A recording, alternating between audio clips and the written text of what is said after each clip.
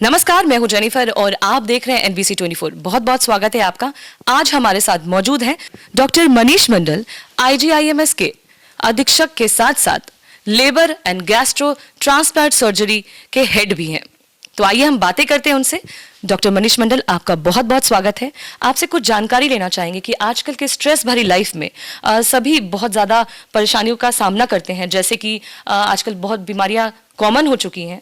बात करें blood sugar की, हाइपरटेंशन और हार्ट से जुड़ी बीमारी के बारे में, लोगों को किस तरह से शेड्यूल मेंटेन करनी चाहिए, इसके बारे में हमें बताइए। क्योंकि कोरोना काल में बाहर निकलना असंभव होता जा रहा था, अब तो कुछ हलचल बढ़ी है, लोग बाहर निकल भी रहे हैं, लेकिन ठंड के कारण में लोगों को बाहर निकलना भी सुगम नहीं हो पा रहा है। तो ऐसे में आप घर में योगा कर सकते हैं, घर में बैठ के अदर एक्सरसाइजेस कर सकते हैं। इन सब एक्सरसाइज से आपका जो है मानसिक संतुलन बना रहेगा, फिजिकल फिटनेस बना रहेगा, और इन सब का सीधा जुड़ाव जो है वो ब्लड प्रेशर और डायबिटीज़ से है। तो इसको अगर कंट्रोल करना है तो इसके लिए फिजिकल एक्टिविटी ज़रूरत है, योगा की ज़रूरत है, जो आप घर बैठे भी कर सकते हैं। इसके लिए बाहर निकलने की ज़रूरत नहीं है।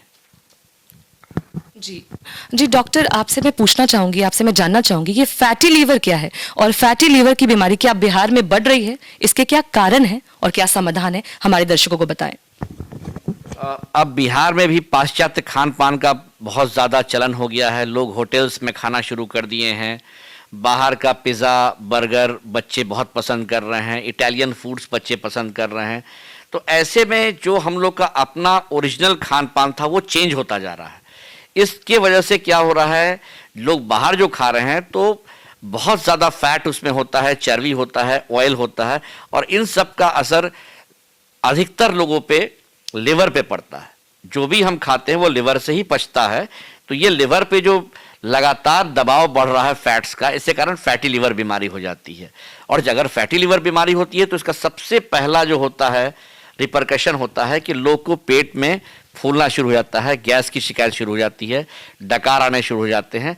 और ये डकार को अगर वो इग्नोर करने लगता है, गैस को लोग इग्नोर करने लगता है, तो ये आगे भी बढ़ जाती है। इन सब के साथ जो सबसे ज़रूरी है, जैसा कि आपने समाधान के लिए बोला, इन सब में भी योगा का, फिजिकल एक्टिविटी का उतना ही इम्पोर्टेंस है। और खान पान, सबसे हैवी मील जो होता है वो मॉर्निंग का होना चाहिए, उससे कम जो हैवी होना चाहिए वो दोपहर का होना चाहिए, और रात में यानी शाम में ही लोगों को खाना खाना चाहिए। और कभी भी खाना खाने के बाद पानी तुरंत नहीं पीना चाहिए, कम से कम आधे से पौना घंटे के बाद पानी पीना चाहिए, ताकि आपका जो खाना अंदर गया है उस खाना को पचने का मौका मिल सके, आपके शरीर को मौका मिल सके उस खाना को तोड़ के छोटे कण में बदलने का, ताकि वो डाइजेशन अच्छी हो सके। और अगर डाइजेशन अच्छी होगी तो गैस की शिकायत नहीं होगी। साथ में लोगों को ध्यान रखना चाहिए कि हाई फाइबर डाइट खाएं। हाई फाइबर डाइट किस में होता है, तो ये कद्दू में है, नेनुआ में है, पत्ता गोभी में है। अगर आप फ्रूट्स की बात करते हैं तो पपीता में है। तो ऐसे फलों का, ऐसे सब्जियों का लोग ज़्यादा प्रयोग करें जिन्हें फैटी लीवर हो, ताकि इस समस्या का बिना किसी दवाई के निवारण हो सके। जी डॉक्टर, आपने बहुत कॉमन चीज़ों के बारे में बताई कि किस तरह से हम अपने एपेटाइट को सही रख सकते हैं। तो जब एपेटाइट की बात आती है तो मैं आपसे ये भी पूछना चाहूँगी कि कोरोना काल में कब्ज़ की समस्या क्या बिहार में बढ़ रही है, और क्या इसके समाधान क्या है और इसका कारण क्या है? जैसा कि मैं बताया कि लोग अधिकतर घर में रह रहे थे, बाहर निकलना मुश्किल हो रहा था कोरोना काल में, तो इनकी फिजिकल एक्टिविटी इनएक्टिविटी में बदल गई, और इस इनएक्टिविटी में घर में भी बहुत मूवमेंट्स कम हो गए। तो इससे क्या होता है, लोग का खान पान तो हो रहा है लेकिन फिजिकल एक्टिविटी नहीं होने से पचना जो है वो कम हो रहा था, और इन सब की वजह से कब्ज़ की शिकायत लोगों में बढ़ रही थी। कभी कुछ लोग ऐसे भी थे जिनकी दवाई चल रही हो लेकिन दवा नहीं मिल पा रहा हो, कोरोना काल में इनकी भी शिकायतें बढ़ी। दवा न मिलने से कब्ज़ की शिकायत बढ़ गई, और कब्ज़ की शिकायत बढ़ने से इससे आगे भी समस्या उत्पन्न होता है, गैस की शिकायत बढ़ जाती है, बहुत लोग को पाइल्स हो जाता है, कुछ लोग को फिशर भी हो जाता है। तो ये सब से बचा जा सकता है अगर, जैसे कि मैंने बताया, हाई फाइबर डाइट कोई खाते हैं, अच्छा खान पान होता है, योगा होता है, एक्सरसाइज होता है, तो कॉन्स्टिपेशन को दूर किया जा सकता है। इन सब चीज़ों से अगर नहीं दूर हो, खान पान से, व्यायाम से अगर कब्ज दूर नहीं हो, तभी दवाई का सेवन कर सके। ये भी दो फॉर्म में है।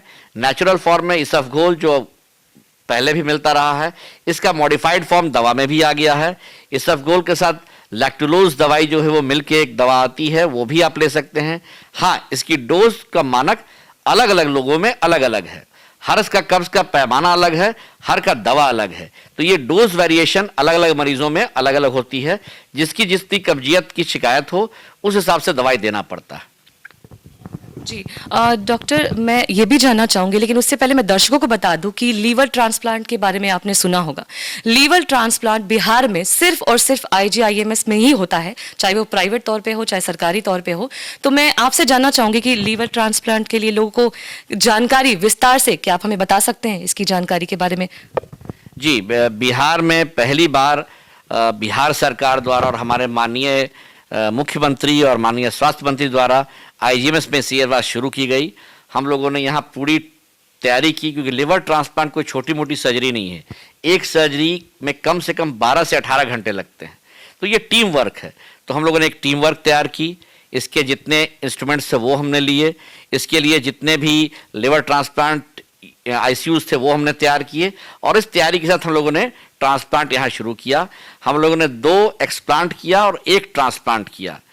ट्रांसप्लांट में सबसे जरूरी है कि लिवर देगा कौन। हम लोगों को जागरूक करना होगा लोगों को कि वो लिवर ट्रांसप्लांट यहाँ करा सकते हैं, लिवर दे सकते हैं। लिवर देने से किसी को हानि नहीं होती है, और किसको कितना लिवर देना है इसका पैमाना बना हुआ है। ऐसा नहीं है कि किसी को देने के लिए पूरा का पूरा लिवर काट लिया जाता है।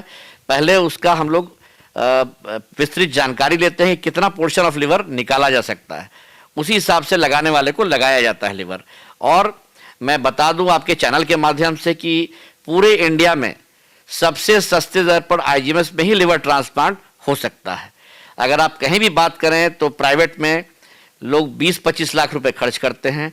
हमारे संस्थान में 30 दिन में लगभग 10 लाख रुपए खर्च होंगे अगर कोई पर्सनल अपना ऑपरेशन कराना चाहता है। सरकार से भी सहयोग मिलती है, सरकार से भी अनुदान मिलता है। जो गरीब तबके के लोग हैं वो सरकार से अनुदान ले सकते हैं, सरकार इसके लिए तत्पर है। लेकिन सबसे जरूरी है कि उसको अंग देने वाला कोई परिवार का होना चाहिए। जब तक कोई परिवार में अंग देने वाला नहीं होगा तब तक ट्रांसप्लांट नहीं हो सकता है, और ये जागरूकता होना चाहिए। मेरे हिसाब से मैं तो कहूँगा कि अंग दान से कोई दान बड़ा नहीं हो सकता है। अगर हम लोग कभी भी जाते हैं, पूजा पाठ करते हैं, तो ये हम लोग प्रण लें कि हम अंग दान करेंगे। आपके चैनल के माध्यम से मैं फिर कहना चाहूँगा, अगर हम अंग दान करते हैं तो ये सबसे बड़ा महादान है। इससे हम दूसरों को ज़िंदगी दे सकते हैं। इससे बड़ा बहुमूल्य चीज़ ज़िंदगी में कुछ नहीं हो सकता। डॉक्टर मनीष मंडल, आपका बहुत बहुत शुक्रिया। आपने दर्शकों को बहुत ही सटीक जानकारी दी और हेल्दी टिप्स भी बताया। स्वास्थ्य संबंधी जानकारी में फिलहाल इतना ही। तमाम खबरों के लिए देखते रहिए NBC 24। कैमरामैन पंकज कुमार के साथ मैं जेनिफर।